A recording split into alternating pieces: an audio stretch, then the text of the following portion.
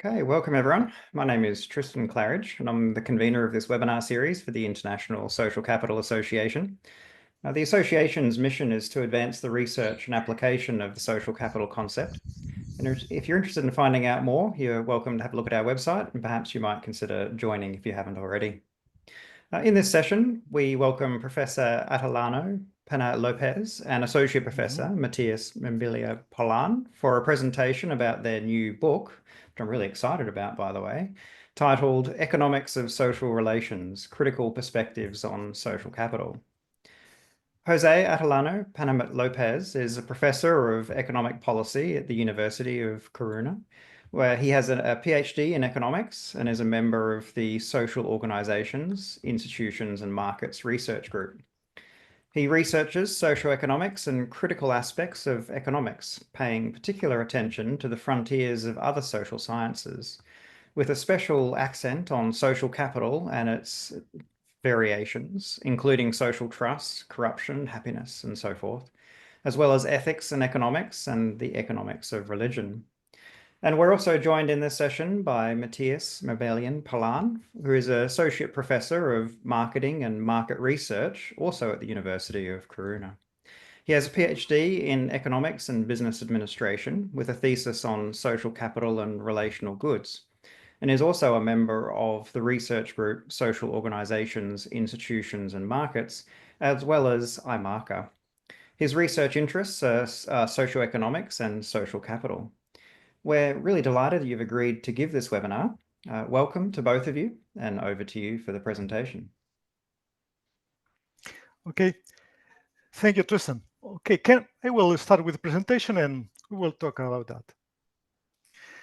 First of all, I cannot see you, but I can imagine that you are behind me. Good morning. Good morning to everyone. Greetings from the north of Spain. We are in the middle of a deep winter night. You are on a beautiful, I suppose, summer morning. We envy your situation now. Perhaps you will envy us in 4 months. Well, first, as Tristan introduced us, I'm professor of economics, and Matthias is a professor of marketing. We are both from the University of A Coruña. We have been very interested in social capital issues for 20 years and decided to organize some ideas into a book. By the way, we want to thank Tristan for the opportunity to share some ideas. And we also want to thank him for his work because we have been following him for a long time. He's one of the people who promotes studies on social capital altruistically. He has been one of the fundamental sources that we have used for structuring our work. And in fact, we quote you repeatedly. In today's presentation, we will dedicate a few minutes to explain the fundamental ideas of the book we just published. We will try not to be boring. And of course, stop me if there is a problem or you have a particular interest that you have to discuss. You already have the title, Economics of Social Relations, a critical perspective of social capital. Today, we will try to summarize a few of the ideas. In it, we want to analyze the economics of social relations, focusing on social capital. It is important to note that we want to analyze from a critical perspective what has been done with social capital because we realize that it's a fantastic concept, but perhaps it needs to be assessed and reviewed. The danger of social capital is that a lot is written and maybe no much thought is given. We will see this briefly.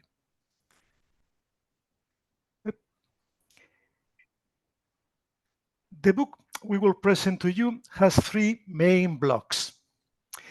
In the first block, which is a theoretical and reflective block, we deal with the interrelation between economics and society. This is a point that we consider essential. A reflection that economics needs is how the social can enter in the field of the economy and how the concept of social capital is a response to this. In the second block, we will explore the uses of social capital theory more deeply. We will analyze two opposing approaches, the macro and the macro, which are also being developed separately and not integrated into the research. Finally, and I anticipate where we will go, we will focus on the micro approach. The micro approach provides us with a more solid basis to develop the theory. We will contribute with three of our investigations carried out from the micro approach that we want to link with the macro in three areas that are also controversial: inequality, corruption, and subjective well-being or happiness. Let's start it. Our starting point. What is the starting point of the book? In principle, our starting point is dissatisfaction with economics. I think that economists and sociologists have shared this feeling at some point. We have in the slide a quote that we think is illustrative of the problem that economics has. We feel dissatisfied when studying economics because it seems we are analyzing the behavior of social fools. When we found this quote from Amartya Sen, a Nobel Prize winner, we thought it was perfect. I asked you to read it for a moment. I even found it funny and reflects a real problem. Economy thinks about humans like social or social people who don't think socially or rational fools. Economics starts from a deficient anthropological conception. Economics can often be accused of irrelevance when addressing real problems and social life. In any field with some anthropological, social, or political complexity, economics tends to avoid complexity, avoiding the social dimensions of the human being. It directly analyzes any human behavior from an individualistic perspective and considers the social as irrelevant. This presupposes, on the one hand, an inevitable methodological imperialism. That is, they want to apply his strict method to all areas. Everything from religion to relationships can be analyzed with economic models. On the other hand, it implies a specific isolation from the rest of the social science. For economists, men are like social fools, subjects who are blind to the social dimension. The question that immediately arises is whether economics is really a social science, because its perspective is essentially individualistic. Looking for a parallel with theology, economics suffers from an original sin. The curious thing is that this original sin doesn't come from Adam, that is from Adam Smith. For Smith, social context and relationships are determinants in the essential work, the theory of moral sentiments. He considers that human beings are constantly affected in their decision making by the situation of others, by sympathy. It was the subsequent marginalist revolution that fell into this original sin that had three consequences. First, economics becomes an unsociable science. In particular, the economic theory that seeks to be a science loaded with mathematics that replaces the complexity of the human being with what we call homo economicus. This building is immune to cultural and contextual influences. At the same time, it does not consider that human beings have limited rational capacities. Human beings constantly resort to social strategies to avoid this problem. Finally, there is a confrontation between the individual and society. Economics has adopted methodological individualism, and for example, it ignores that values, norms, and institutions always mediate complex social practices. Everything we do is mediated by values, norms, and institutions, which Polanyi describe as embeddedness, to use as a common reference. A quote that seems perfect to me is that all economic relations are, first and foremost, social relations. They have an interpretative social framework in all areas. Well, understanding this confrontation between sociology and economics is highly complex. In the book, we try to draw a map to situate ourselves and consider what role social capital could play. What are the attempts to incorporate the social dimension into economics? On the one hand, we have two extreme attempts. Both are expressions of methodological imperialism. In the economic analysis of society, economists analyze social facts using economic methods. And in economic sociology, sociologists analyze economics using exclusively sociological methodology. The misunderstanding, I think, is mutual. If we opt for the existence of a common ground, we find ourselves with two options: socioeconomics or institutional economics. However, those who seek the interrelation between both subjects, sociology and economics, have a problem because they tend to be contextualists. That is, society gives the context in which the economy develops, but remains at the margin, on the margins. It is not a correct imbrication, a correct embeddedness that Polanyi proposed. From our perspective, the concept of social capital is the best attempt to situate the interweaving of the economics and the social. Okay, but in this case, when we are using theory of social capital, we are within the neo-capital theory. We could place it within socioeconomics, but it has some advantages over socioeconomics. From this perspective, human beings have many forms of capital. Social capital, which is networks of relationships; cultural capital, human capital, symbolic capital. Individuals in society have strategies for managing these forms of capital that are subject of social norms and institutions. What advantages does this system have? Social capital theory is interdisciplinary because sociologists, economists, and political scientists understand the concept of capital.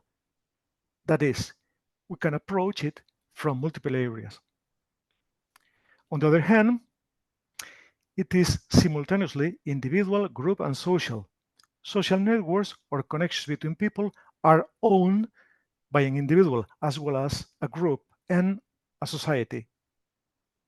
At the same time, these networks have built-in norms and values and can be the product of individual and collective investment. The advantage is that with this theory, we can analyze social networks, norms, and institutions and what they entail from multiple areas. It generates the possibility of incorporating economics and sociology in a balanced way. Therefore, it offers us advantages within socioeconomics for the interrelation between economics and sociology, and we can constantly move from one side to the other. However, there are limitations that we will analyze later.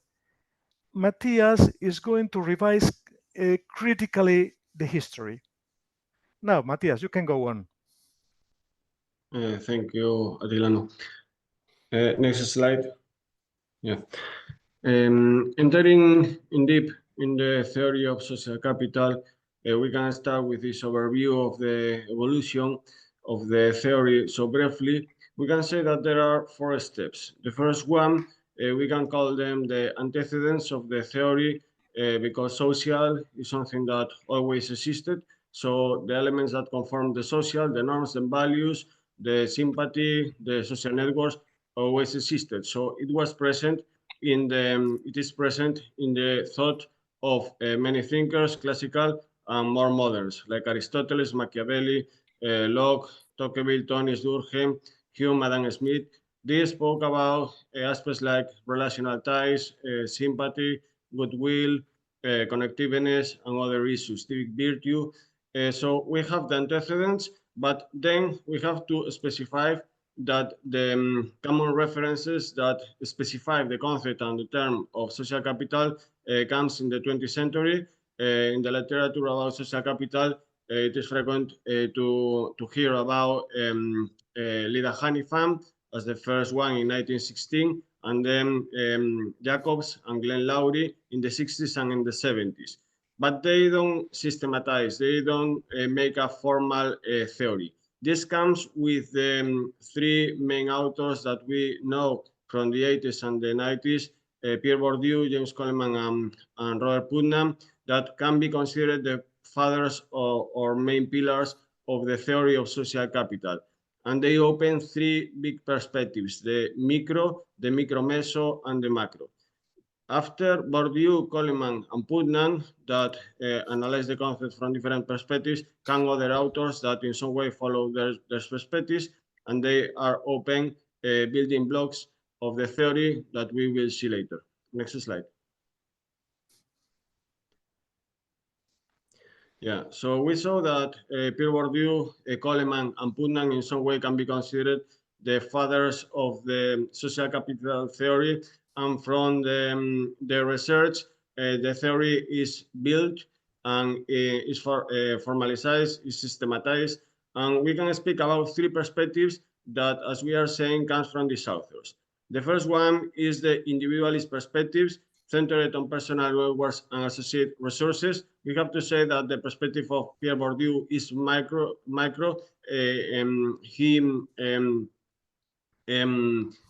specified the utility of the social network in the provision of resources, instrumental and expressive for the individuals. Then the community perspective follows in some way the researches of James Coleman, and it makes an emphasis on shared norms, values, and trust within communities that are both useful for the individual, but also for the global functioning of the community, for the reason we call it community perspective. And then we speak about a macro-social perspective that focuses on civic mindedness, general trust, social cohesion, and other macro attributes. And this is more related to Robert Putnam, that is a macro and culturalist approach. In general, we say that we have three perspectives derived from these authors, and the authors that follow them in some way fit in each of the three perspectives, in one or more than of these three perspectives. Next slide. Yeah, we say that with Pierre Bourdieu, James Coleman, and Robert Putnam, the theory of social capital gains systematization. And after that, we can speak about several building blocks of the social capital theory. These are the main topics in which many authors are speaking about. We can simply comment them. The first one is the relation between the three dimensions of social capital. We speak about different attributes that are cognitive, structural, and relational. We speak about trust, about social networks, and also about norms and values. The second building block is the articulation between the two major approaches, micro and macro. So this is a black box in the theory of social capital, and is with one of the things that we try to focus in this book and to develop in this book. The third one is the measurement issues, how we measure social capital. This is related to the ambiguity of the term. There are some problems about this, but in general terms, we can say that there are measurement systems for different perspectives. Then we have the sources of social capital, a main topic that is, in my opinion, not enough developed inside the theory. Then we have the effects of social capital. This is very important. Economic effects, social effects, institutional effects, or even well-being effects. The dark side of social capital, we hear about bad social capital, we hear about corruption, about generation of inequality, so we can speak also about the dark side of social capital, and then new forms of social capital creation, and we refer to this, to the role of internet in the creation of social capital. Next slide. In any case, as a building block, we can speak about the criticisms because it's very important in order to gain mental clarity about what social capital is and what social capital can make. We have to pay attention to the critics. So the criticisms always are about one important one is the conceptual ambiguity, and also with the conceptual ambiguity comes the criticism about the measurement issues. We don't know if what we are measuring is correct in order to fulfill our expectations about the quantification of social capital. Then the causal direction, as we are saying, about the micro and the macro, and the negative externalities, as we say before. Next slide.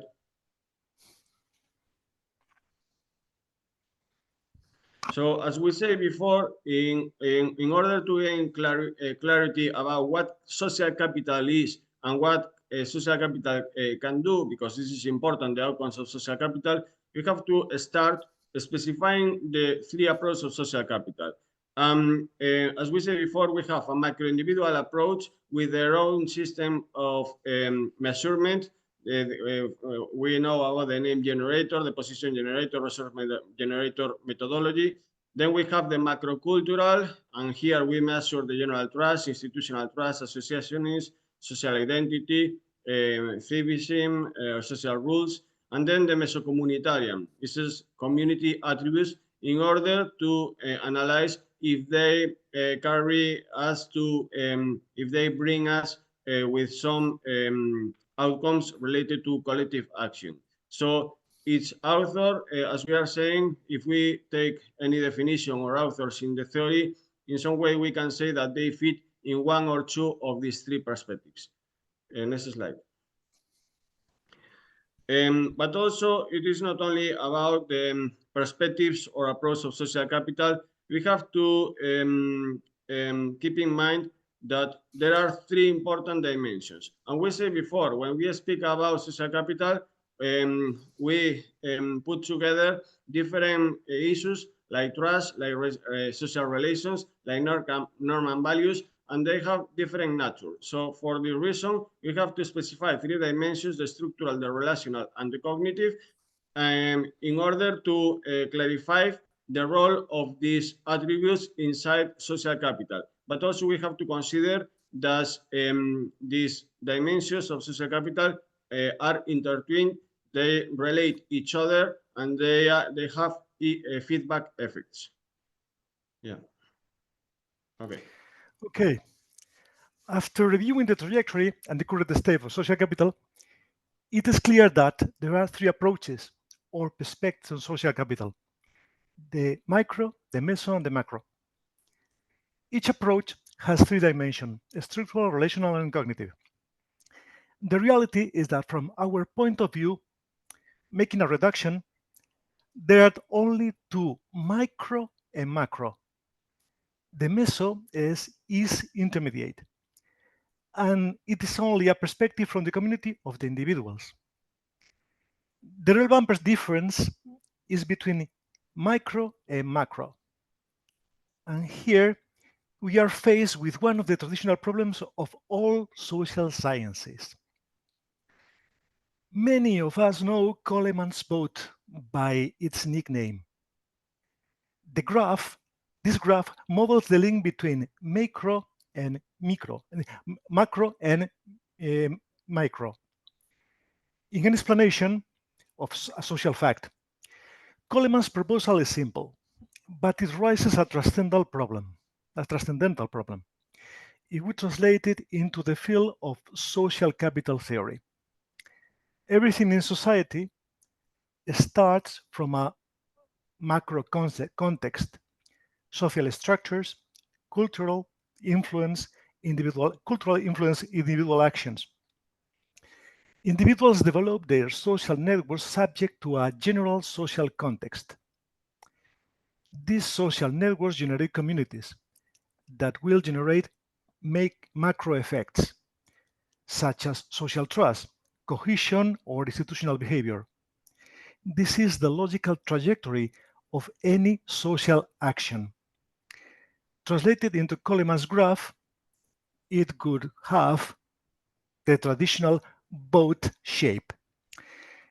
In social capital theory, we have a problem that leads us to question how some of the theory is made. We start from the macro, the structure in which individuals are situated. They make decisions at the individual level to develop personal networks that generate communities and have macro derivations. The macro perspective of social capital moves only in the visible part, above the sea. Social trust generates, for example, communities, citizen participation. With these explanations, we would not be entering in what is at the micro level, under the sea. Consequently, the theory's explanatory power is weak. It does not fit into the micro level black box. In conclusion, we have a serious problem when we only function in the superficial macro theory of social capital without addressing the micro mechanisms. Social capital theory needs a micro approach that considers individuals and how they form social networks. All this is below the waterline. Following the analogy, neither the macro theory of social capital nor the macro perspective make sense without considering the micro perspective. Much of the work on social capital has a circular reasonable problem because it's only on the macro side. For example, trust leads to cohesion and the best institutional functioning. We combine all the good things that can appear in a society and put them under social capital without considering what is underlying. Social capital is like an umbrella when we put all the good things of society. This problem of definition also translates into measurement problems. We do not know what and how to measure. In addition, a number of forms of social capital have negative effects, from corruption to social confrontations. Finally, and this is what we think is most important, there is a total disconnection in this theory, in this macro approach with this micro level. We have to look for a micro perspective that is a solid reference. Let's go to the micro approach. So what is the micro approach? We are talking about individual social capital. Personal social networks are assets that facilitate achieving market and non-market objectives through interaction with others. These networks are primarily inherited from our context and at the same time are the result of our process of personal investment throughout our lives. In this way, they adapt to the definition of a form of capital in Bourdieu's definition. Let's think about it for a moment. This micro approach allows us to align structuralist ideas with the most characteristic approach of economics, rational choice. Of course, these networks can be measured, and we have several measurement modes. We can use name generator, position generator, or a resource generator. It's about asking what people they know, what positions they are in, and what sources they can get with them. With all of this, we can map every individual capital, measure it, and analyze its implications. A key point is to study the capitalization model. The actual investment process in our work, we have complemented Lynn's model. It is essential because this model is key to responding to the questions that Coleman's ship left open to us, such as integrating the macro and the micro. Individuals find themselves in a particular social situation, in a context of norms, trust, and a specific structural position in society. They receive an inheritance of social networks, a certain accessibility, and at the same time, they carry out a process of investment. This accessibility is socially conditioned. It is essential, but not determinant. It is also conditioned by its capacity to mobilize those resources. The mobilization is oriented towards achieving specific objectives and can be instrumental.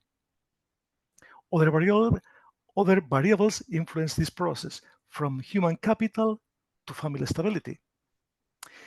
The mobilization of resources facilitates two types of results: instrumental ones, such as income, social position, and expressive ones, such as health, well-being.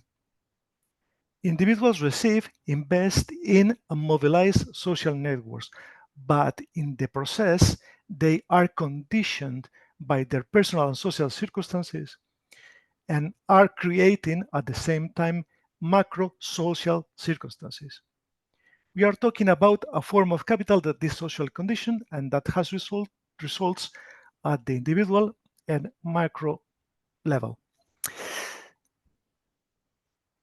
This micro approach allows us to propose a solid micro basis for the social capital theory, provides measurement forms, and makes it easier to understand social networks as oriented towards achieving specific objectives.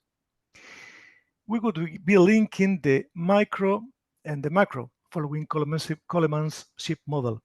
On this basis, we could now build a more solid theory of social capital from the micro perspective in the third block of the book. Let's talk about the third block of the book. Using philosophical terms, we are going to the pars construens. We will try to construct more theory from a micro perspective.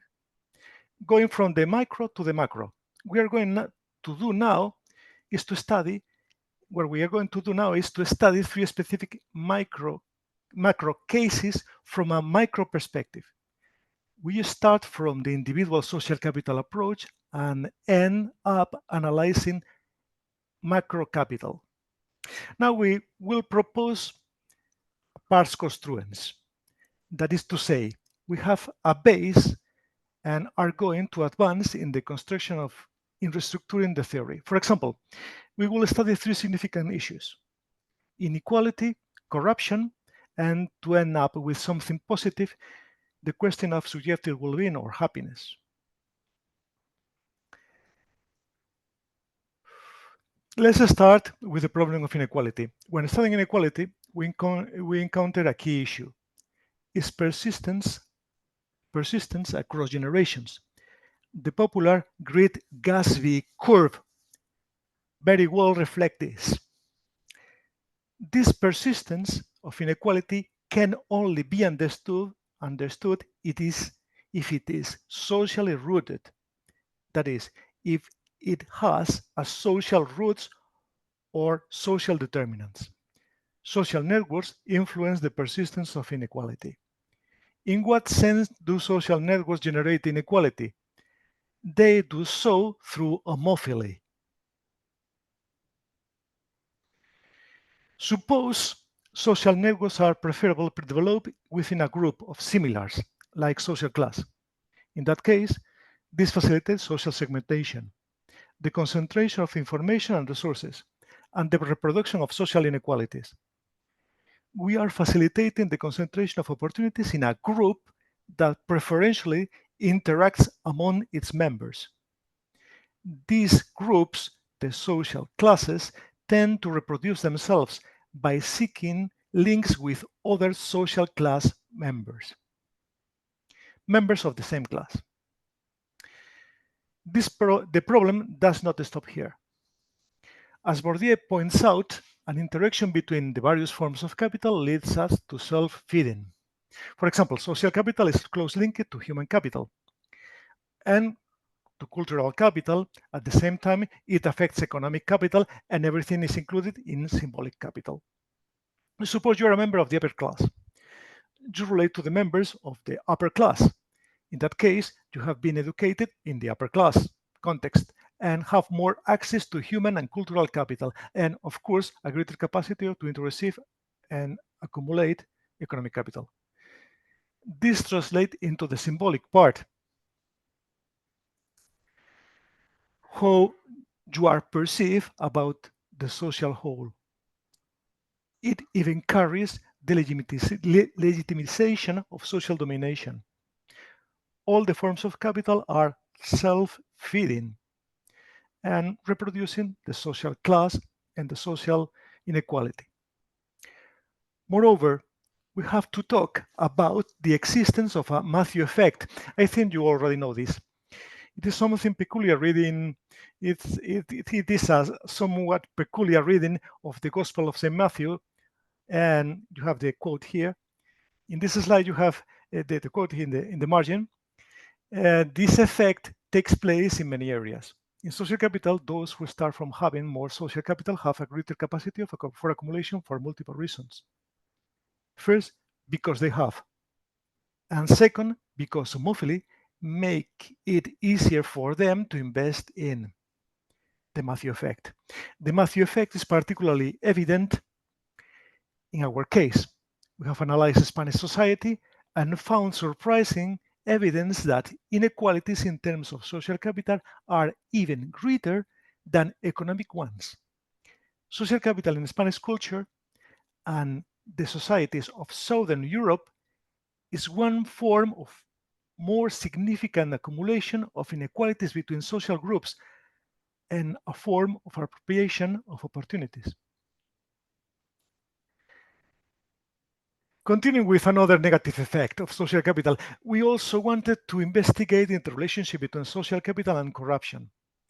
There is a link between the two. I will give you an example. The mafia is an exceptionally close form of social capital, and corruption needs some social networks with closure. Now, it is necessary to make a distinction. Social capital is associated with the absence of corruption.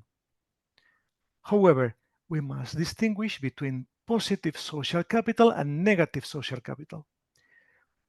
Positive social capital is generalist, has universal values, and facilitates connections with broad social networks of all kinds.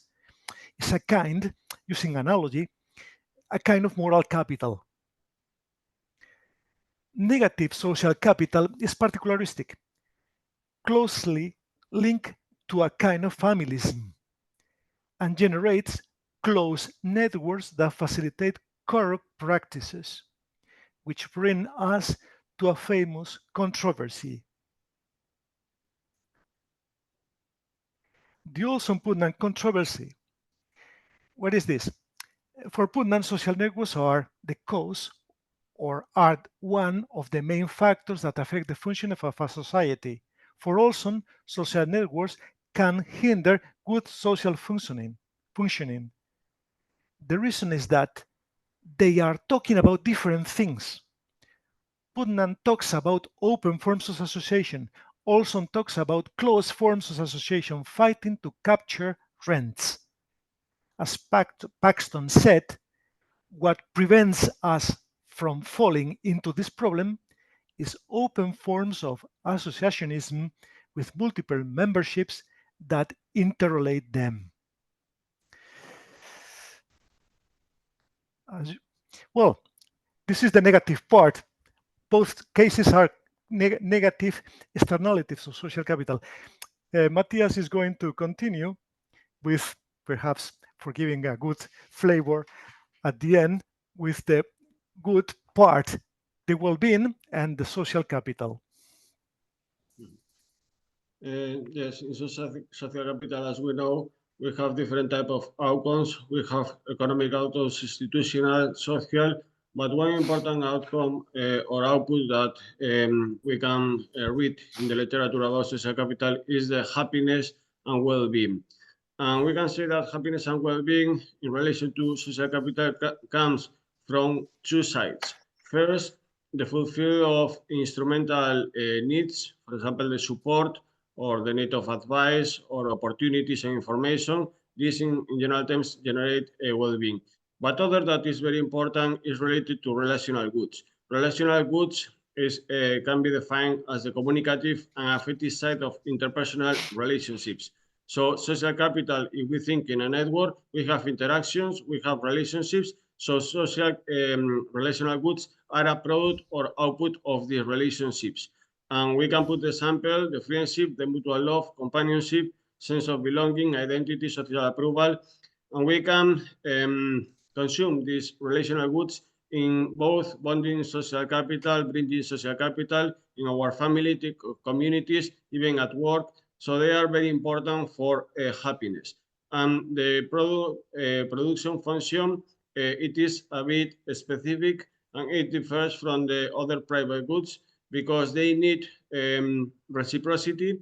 They are simultaneously produced and consumed, and they cannot be enjoyed individually. So relational goods are important in their link with the social capital and with happiness. Next slide.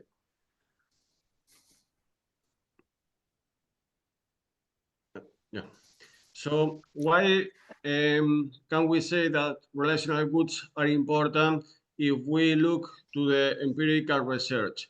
We can have a look to the Stirling paradox or happiness paradox. It is popular in the happiness economics. It comes from a study of Richard Stirling in the 70s.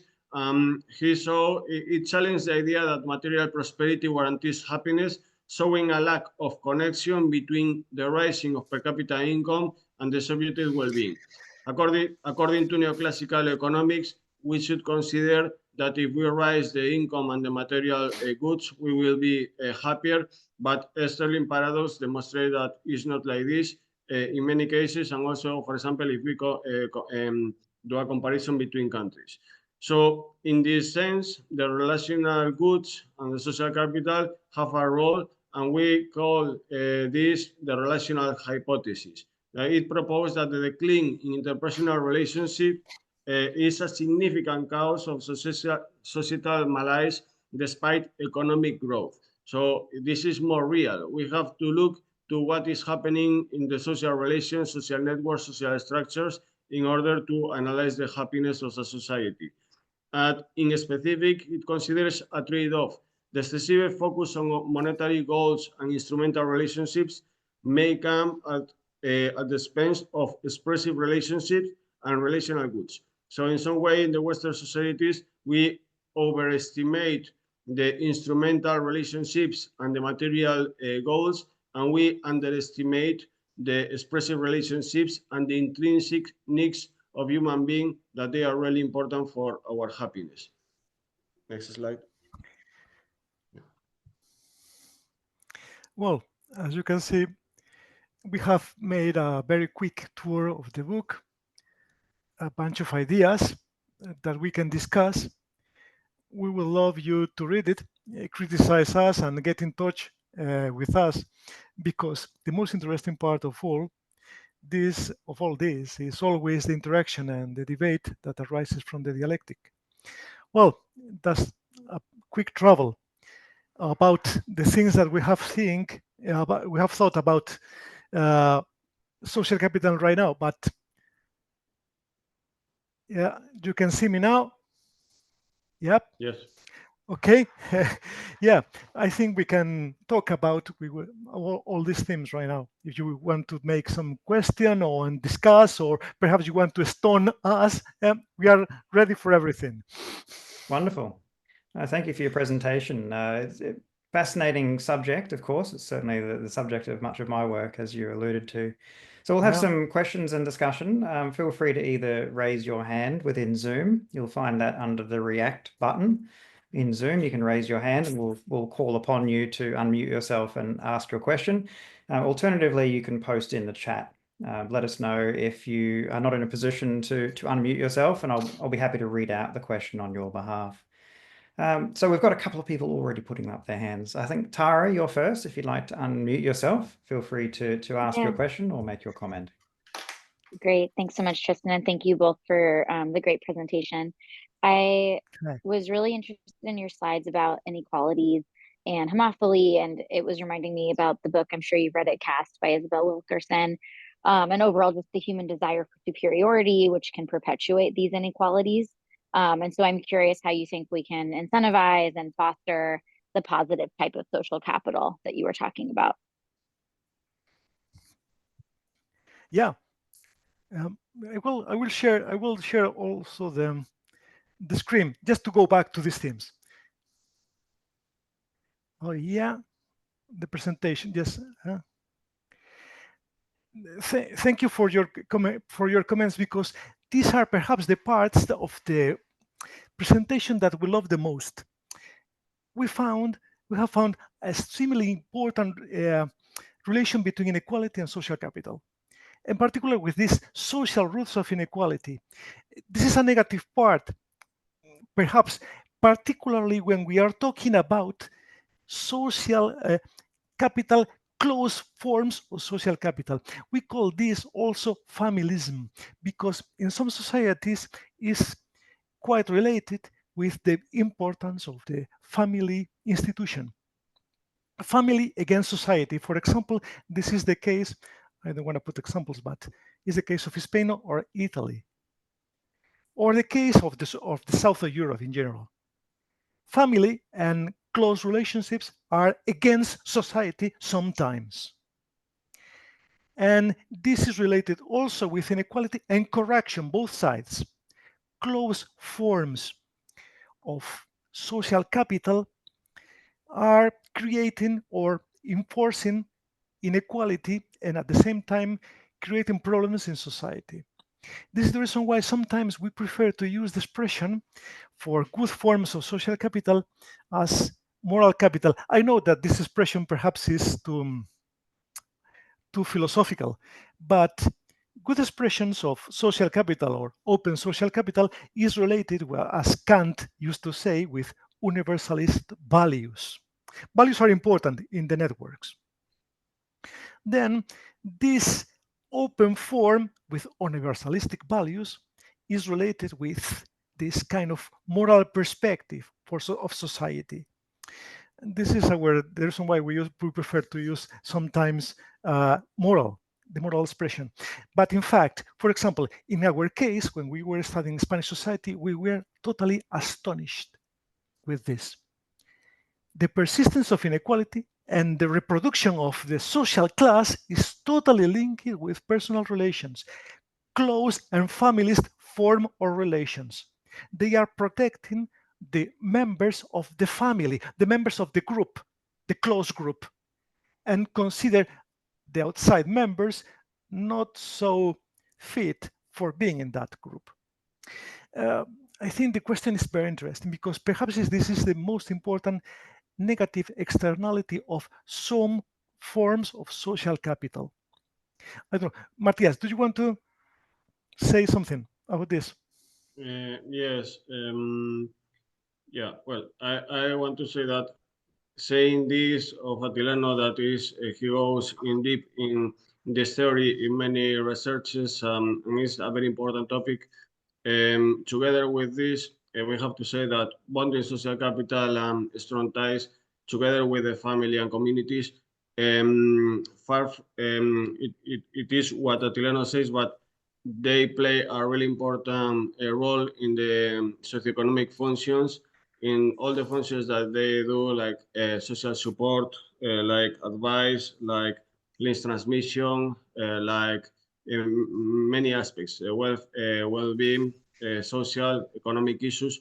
So together with what Attilano is saying, and also in my opinion and what I have researched too, strong ties and bonding social capital is really important also in the theory of social capital. Yeah, that's it.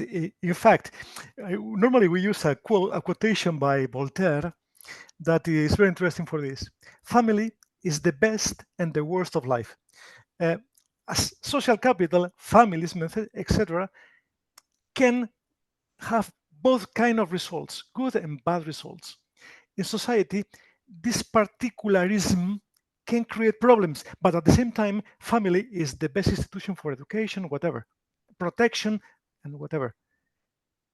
But without this perspective on value, universal values, this is the reason why we prefer to use sometimes moral capital, uh, can create some dangers. Can create some dangers. In fact, your question is for us extremely interesting because is perhaps one of the main derivation of our studies. And right now we are studying this inequality. And perhaps in societies in the south of America and perhaps in some part of Asia, you can find particular interesting examples of this problem. Both sides. Family is the strong institution for education, protection, health, whatever. And at the same time can create a social problem because close form of capital act in confronting social norms, or particularly in case of corruption, yes, both sides can be prevalent. Both sides can occur. Yeah, Tara, it's a great thank you for question. your question. Interesting. Yeah. Yeah, thank you, Tara. It's certainly a great question, and certainly Pierre Bourdieu was onto something with his theories, and the Truly. power of understanding the multiple forms of capital and how it reinforces that inequality, I think, is really powerful. I guess what I see with social capital is a lack of those processes that you were talking about that really explain why we see social capital operating in this kind of way. And a macro dimension to it. You know, you mentioned that in Spanish culture, there's a tendency to have these kind of closed networks, and maybe homophily is operating more strongly than it is perhaps in Australia. The importance of family and networks perhaps is different. But again, like social capital as a theory doesn't have a lot of answers for the reason why these sorts of processes occur. And if we don't know why, then we can do little to try to reverse it and reduce inequality and solve the kinds of societal problems that we hope social capital might actually help us to understand, illuminate, and to resolve. Truly. In fact, well, you talk about macro and micro. For me, it's very interesting. What we talk about Coleman's vote. For us, it's really interesting because we found a problem. We are always problematized with social capital. After 20 years, we're still thinking we need to put order in this. And we think that the best way is to build from a micro perspective. What is happening in the small part? And what effects has this on the big part? And to do this kind of travel from the macro to the micro, looking at the micro and going back to the macro again, for us, we think this is fruitful. I don't know. Perhaps we are too optimistic about Coleman's vote, but we think that perhaps is the best way for trying to clarify what is happening. Yeah. Yeah, I think there's a lot of potential there with thinking about it in that kind of way. The way I think about the micro and the macro is that if we focus in on what social capital really is, it's about what humans do, about humans' actions towards others, right? That's it. And so That's it. we then need to think about, well, what are the reasons why people do the things that they do? And there are micro reasons for the things we do, the relationships that we have with the people who we know. And there are also macro influences on our actions as well. Our institutions, our culture, our norms, these macro level factors that influence the nature of our actions. So when we think about it in terms of reasons for action, the micro and the macro actually fit together. they're not terribly dissimilar to subjectivity and intersubjectivity. They're both occurring at the same time in the same kind of way. So I think like the work that you're doing and the what we're doing with social capital, I think is progressing the theory and an understanding of what it does, how it functions, what it is. And I think it is helping to resolve many of those kinds of problems that we've seen, like the micro macro problem that certainly historically has been a problem. But I think there are actually, as we've just discussed, some solutions to those problems. Yeah, we are in the same wave. In fact, you think about this Coleman's road because, yeah, everything interacts, but we need to clarify it and to separate just for put some light in the analysis. As we said perfectly, the reasons why people do things. Yeah. Macro context and incentives and whatever. Mhm. But yeah, just for clarifying, to make a distinction between macro and micro, and to analyze and go both sides and to go for both sides from micro to micro and back to macro again. But in fact, we are in the same line. As I told you, we quote you a lot. In the second chapter, you are quoted at least 4 times. I remember, yeah, because we have the same perspective in this chapter, in the second chapter. Yes, excellent. Let's go to Jacob. He's had his hand up for a while. Jacob, feel free to unmute yourself. Yes, I would like to know, have you got any reactions from other economists already? And a second, somehow related questions, if you would have 3 wishes to change economics or to what economics should do in social capital research, what would it be? Yeah, this is a very interesting question, Jacob, because you can be considered as a kind of strange member of the economist community because we are not considered a theoretical economists, we are considered socioeconomists as a kind of economists that are working on the frontier. And sometimes it's really difficult to publish on economists journals because they have, you have to pay the ticket for methodology, with the methodology, only mathematical methodology. And sometimes we do that. We try to modelize. We do modeling, economic modeling with social capital. But as you know, as using a Spanish expression, economic modeling has short legs. You cannot advance with economic modeling. You are only confirming some hypothesis that you have before. But it's not, economic methodology has real problems for dealing with this kind of, for dealing with social capital. The reason why we love social capital, as we said, is that economists, sociologists, anthropologists can work on the same matter and put light on the concept of capital applied to social relations. I think this is a very interesting question. But is the price that we have to pay working for as economists? As we told you, this book started. In fact, we started studying social capital 20 years ago after dissatisfaction with economics. Economics is not really a social science as we think it right now. But working on this matter, you are creating kind of ways of analyzing, trying to combine modeling with some perspectives from sociology and anthropology. You can create things, for example, to study from an ample perspective inequality and corruption. And because economic models dealing with this are absolutely unuseful. But considering both sides, sociology, economics, and anthropology, around social capital concept, we can clarify what is happening behind corruption. In fact, we think that perhaps the advances that we can have with social capital can go in this combining both the analysis of economy, sociologies, and whatever. But Jacob, you have to pay. I don't know, Jacob. You are a sociologist, economist. What are you? I'm an economist, and that's why I'm always really interested in if we have an economist in our ISCA webinar series.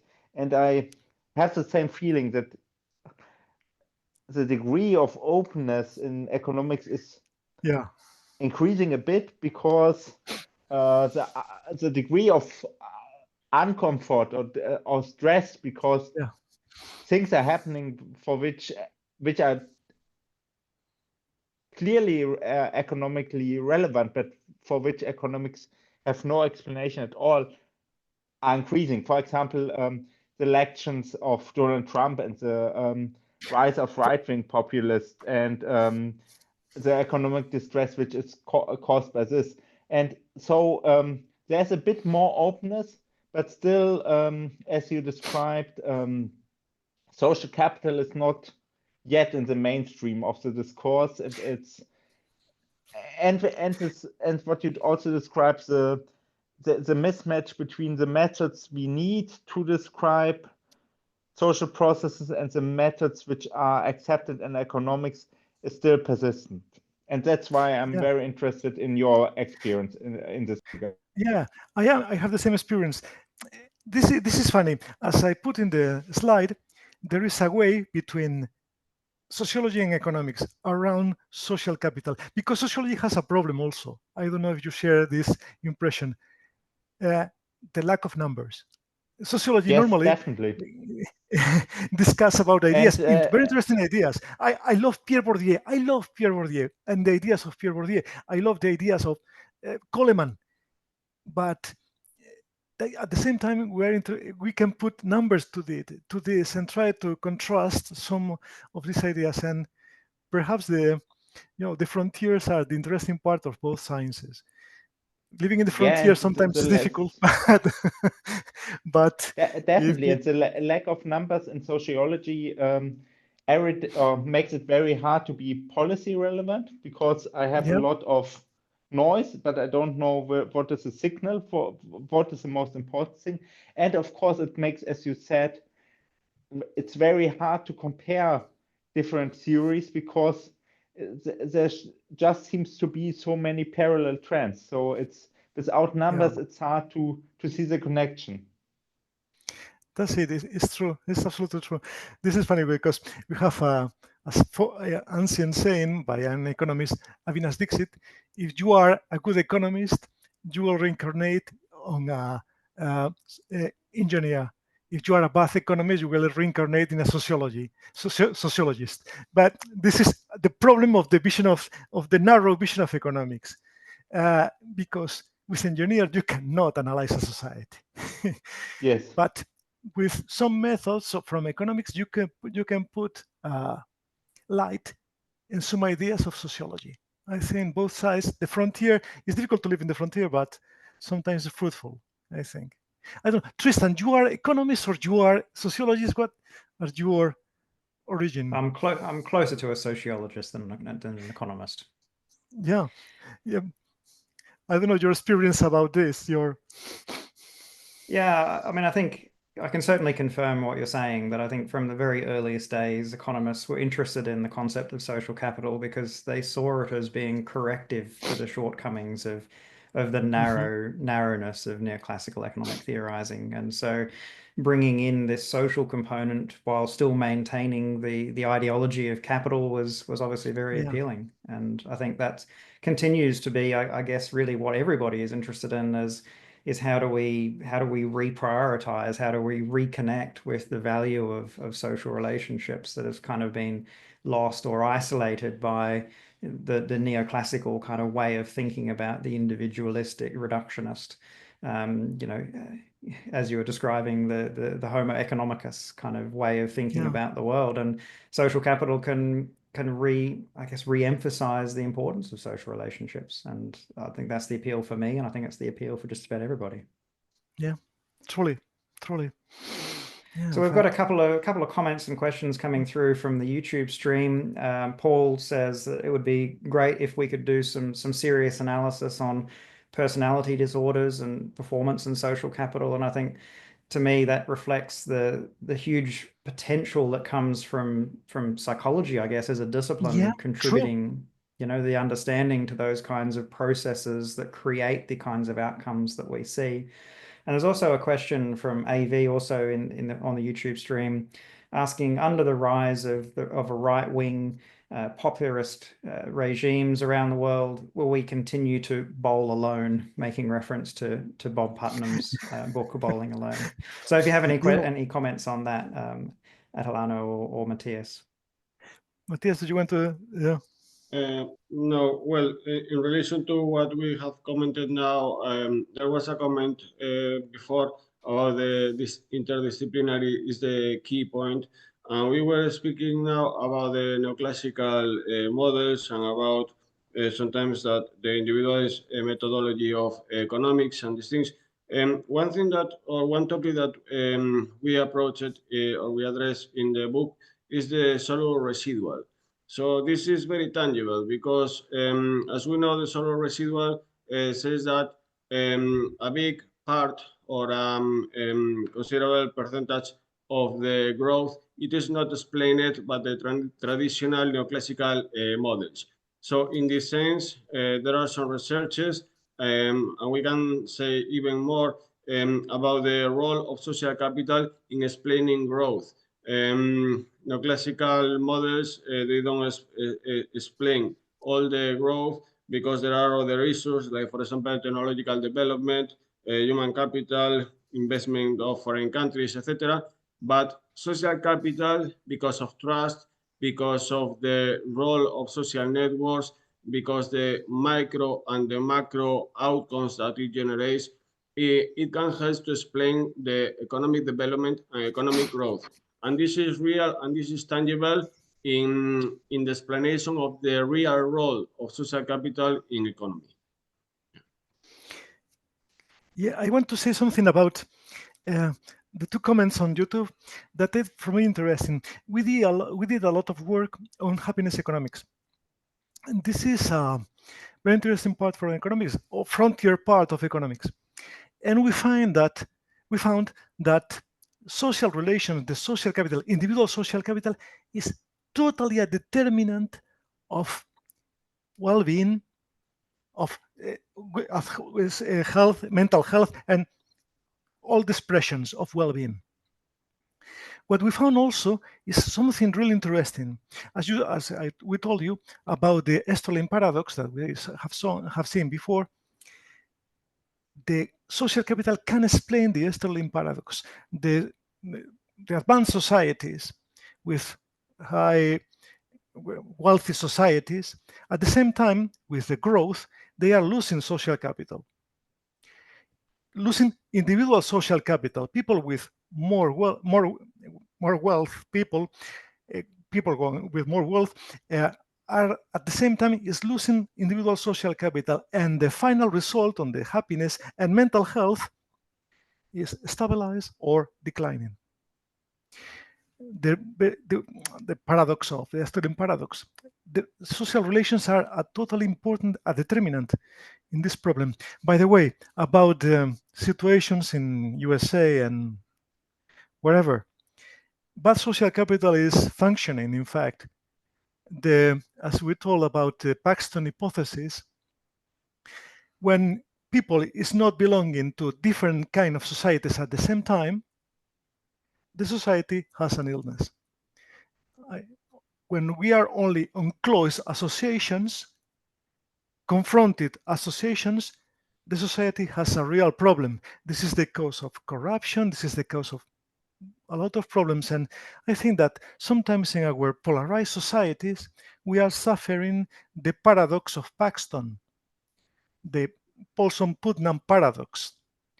We are going from Putnam society to Olson society, where groups are fighting for searching rents, are fighting for imposing a kind of society or a kind of ideology.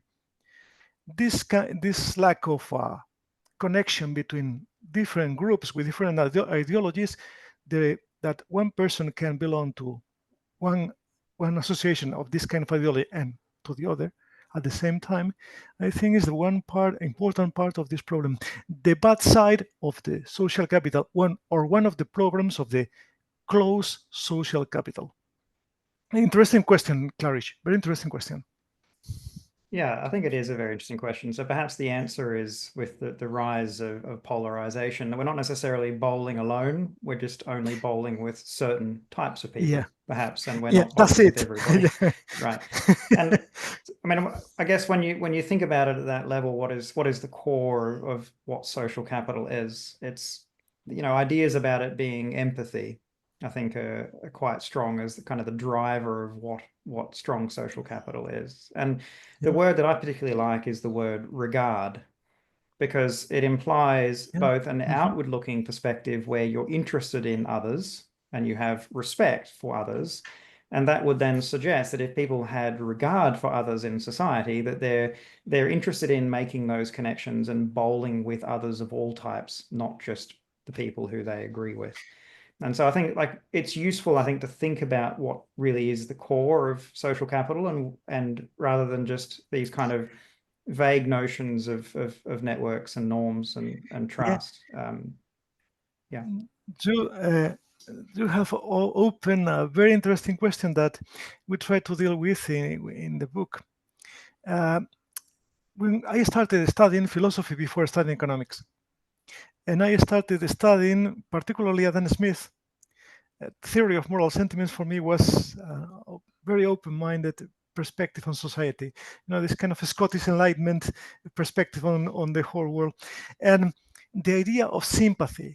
Everyone is affected by everyone, and this implies a kind of universalistic perspective of moralism.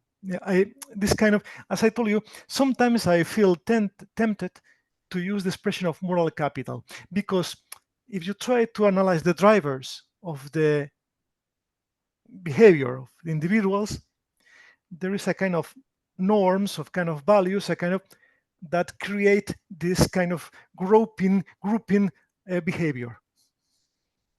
And I know this is that perhaps some people consider this too vague, but moral capital, just for naming the good kind of social capital, can be considered, for me, is a more clarifying way of saying what we are talking about. But I know this is perhaps a particular way of watching the problem. But as I share with you this perspective, we are talking about networks, but perhaps we have to pay attention to the values that are behind the networks. And yeah, I think so. I think, and what you're talking about in terms of moral capital, to me, it represents a block of reasons why people do what they do. There can be the potential, the capital that is caught up in the concept of social capital.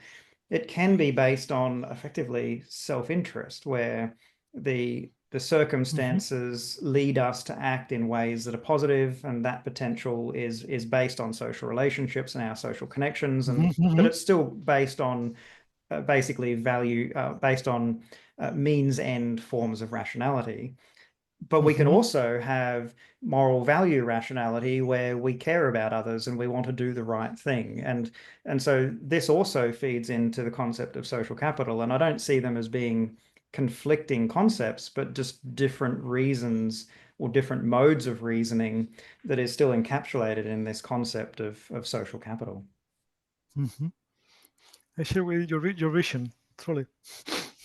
So there's another question coming through as well from YouTube. Maria asks that there's recent conversations talking about social solidarity economy. This is coming out of the United Nations and other organizations, and whether or not you see this as being different from social capital theory. Yeah, it's connected with social capital theory. As you told us, there is a behind creative relations. You can have a lot of motivations, but at the same time, you are creating a kind of solidarity with different motivations, but you are creating a kind of solidarity. And when you are studying, in fact, social capital, we are thinking also in a kind of general solidarity with the whole world, and the kind of the capacity of changing the way the economy is working at the same time. For example, in Spain, we are studying a lot of because we have a big important part of our economy doing that, the cooperative movement and social capital. In Spain, we have the biggest cooperatives in the world, in the north of Spain.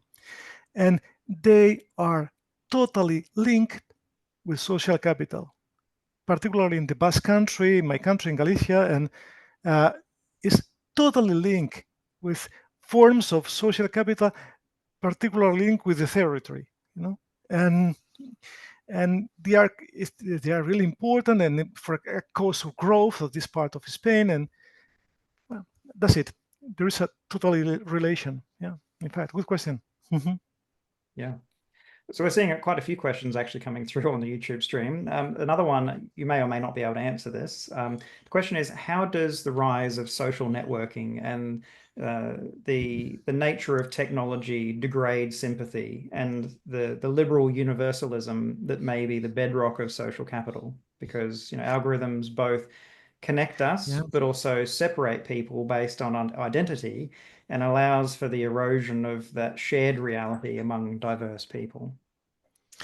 Matthias, I think you have to answer this question. Yes, in the book we develop a box about online social capital and social capital with the virtual world, and this is a relevant topic. Now they are developing many researches about this. We can see that there is a bit paradoxical and there is a bit ambiguity about this issue, because in some way the researchers say that there is a positive effect of online world, for example, social media, in social capital, both in bonding and in bridging. But in the other side, they speak about the risk of social media and online world, because they can generate a trade-off effect with the face-to-face relationships.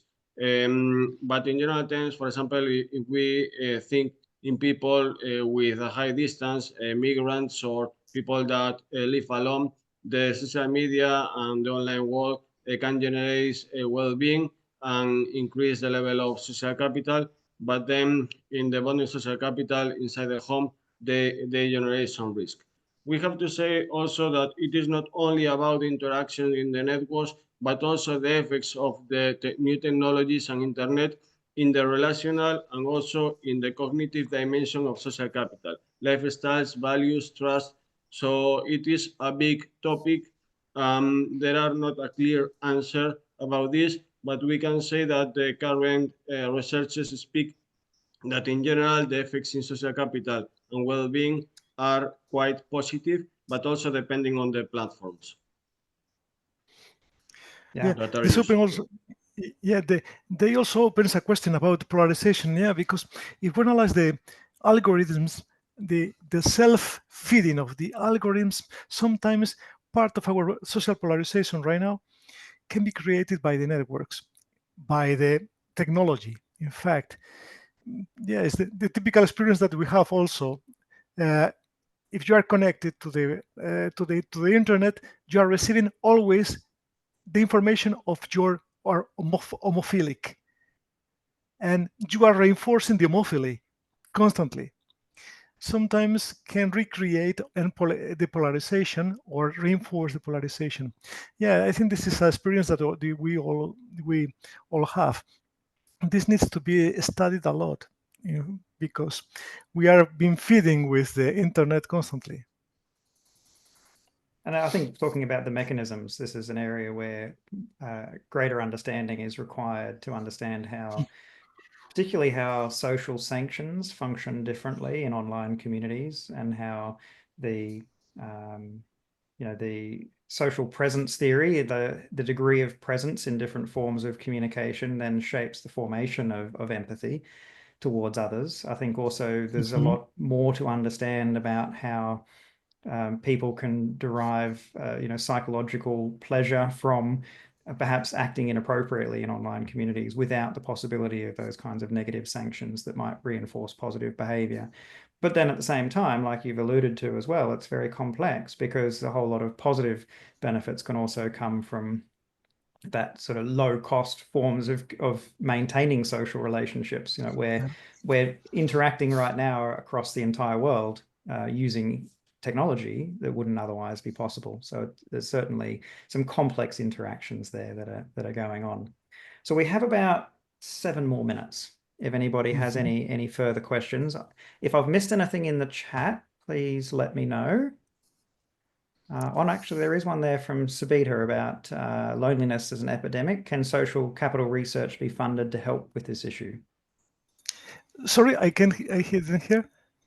I think it's about loneliness as an epidemic and whether or not social capital research may help with this issue. Yeah, as I told you, we found a very important relation between loneliness or the lack of individual social capital in every form and health problems, mental problems, and unhappiness. The relation the strength of this relation is bigger than with income, in fact. And there is a trade-off between both. You can have a lot of income and to experience a big loneliness because you forgetting this income, you need this loneliness. In fact, there is a trade-off in the production function to have a lot of social relations and to have more income. The trade-off creates loneliness, in fact, because it's easier to get income. But this question is really important. In fact, Matthias and we are working on happiness economics right now, because perhaps it's one of the frontier questions that need to be addressed. The happiness depends on income sometimes, but there are a lot of social variables that are affecting. Loneliness is the lack of individual social capital is perhaps one of the strongest determinants in all kind of problems, particularly health and whatever. Very important. In fact. We commented in the book one statement of Aristotle. He said that nobody would like to have all the material goods in the world with the condition of being alone. So the sociability, relationality is really a human being need. So it is very important, as Otilano said, the social support, the emotional support is one of the functions of the social capital. And without emotional support, without having a community or a family, and the consequence of being alone, it generates, as Atilano said, a bad consequence in relation to physical health and mental health. And the current researchers are showing these results. Yeah, for sure. Certainly is incredibly important. Now, we've got a little bit more time. I might take the next question, but if anybody else has another question, feel free to post in the chat or raise your hand. I wanted to raise the issue of negative social capital. And it seems like quite an oxymoron most of the time when we use the term negative social capital, because my perspective is that capital is inherently separate from how it's used. And if we look at physical capital, human capital, we can see that there is no distinction really between positive and negative in those other forms of capital. For example, we can learn all of these fantastic skills. We might use that for positive or negative ends, but we still see human capital and the learning of skills and education. The example I often use is John Kaczynski, that the Unabomber had a lot of human capital, but then used it for negative ends by committing an act of terrorism. So with social capital, we seem to have a problem where we often talk about negative social capital, but what we actually mean is that potential or ability for social action that's encapsulated in the idea of social capital that's actually then used in negative ends. The social capital itself isn't actually negative. Yeah, truly, yeah. In fact, we are going out of the concept of capital just to make a kind of moral judgment on the results of the, yeah, Right. as you, your example was excellent. The case of Kaczynski, this is the same case. Human capital is excellent. It depends on what we do with that.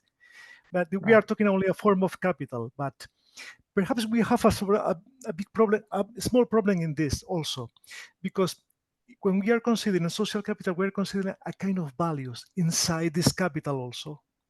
The networks are inhabited of a form of values and related with the ends of this capital, of this group of relations. For example, kind of mafia, yeah, this is social capital without doubt, in fact, but the values that are inhabiting in this kind of are socially destructive, yeah. But it's truly, we are going out for making a moral judgment about that. Yeah, in fact, yeah. But there's also perspective too, isn't it? Because for members of the mafia, their social capital is what gives them their livelihood. It makes them money, it gives them social support, gives them happiness, a sense of belonging, and so forth. And so we actually need to take a perspective on, in that case, a perspective on whether or not it's positive or negative. Yeah, that's it. And because really it's a form of capital, truly. Yeah, in fact, yeah. Yeah, so, but then again, like, I think this is complex, and to me, this is an area where further work needs to be done, because there may be some descriptors of social capital that are in fact negative by their nature, not by the outcomes that they produce. For example, where there are norms that are counterproductive, norms to pretend to be busy even though you're not, to dob in other people, to those kinds of norms. They are counterproductive. It isn't a potential for any kind of positive action. So it seems like there is the possibility that there is a thing that is negative social capital. It's just that most of the time when we use the term negative social capital, we're actually talking about the outcomes. Yeah, in fact, yeah. This is a good appointment. Yeah, a good appointment. Yeah. Maybe we all need to do more work on that, perhaps. It seems like an area that requires more thought. And perhaps it's one of the most interesting areas for studying, because it's the counterintuitive part of the social capital. And, for the advancing of a science is advancing in counterintuitive part of the science. Yeah. Yeah. I think it's fascinating, the work that you're doing. We clearly need to do more work like this and to progress the underlying theories, and particularly the mechanisms, as you're saying. I think that's the key takeaway that I've really taken from your presentation. So we've run out of time. We need to wrap it up now. So we thank you on behalf of all members of the association for your time and effort in putting this together, both Atalano and Matthias. We thank you greatly and look forward to reading your book and perhaps inviting you back for another webinar sometime in the future. Thank you. It has been a real pleasure. And thank you for your work, Tristan. My pleasure as well. All right, we're just going to stop the recording.